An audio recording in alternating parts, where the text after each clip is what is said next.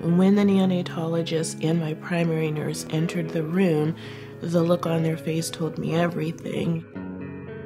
Shortly after little Keith was born, I was advised of the complications with his lungs. They were literally puffing air into his lungs manually by hand because he would not go on any type of ventilator.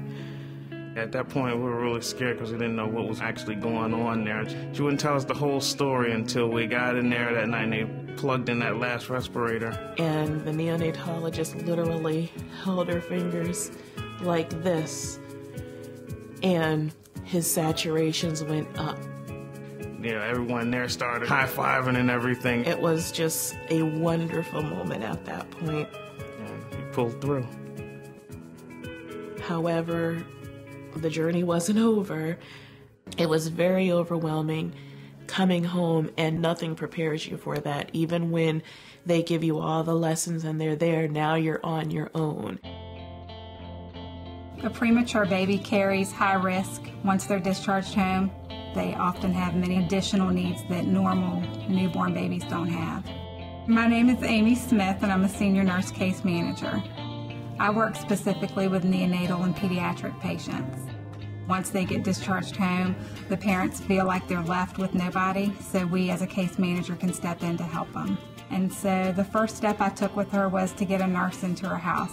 They needed some education on medication, so I provided information via email with resources. One of the biggest attributes that she gave us was helping us with the bags that are needed to run the feeding pump. He had feeding tube bags for his feedings. They could only get one per day. I would have to rinse the bags the best that I could and reuse those bags over and over and over again. I was able to get 5 feeding tube bags approved a day for him. About 2 weeks after little Keith came home and we're settling into a routine, my husband, Big Keith, had a stroke. Mom called me very panicked, not sure what to do, how to take care of little Keith and be at the hospital to take care of Big Keith too. Amy once again sprang into action. That was the biggest wow moment that I can remember. It was such a load off of our back to know that Amy cared that much to help us and to be on our side.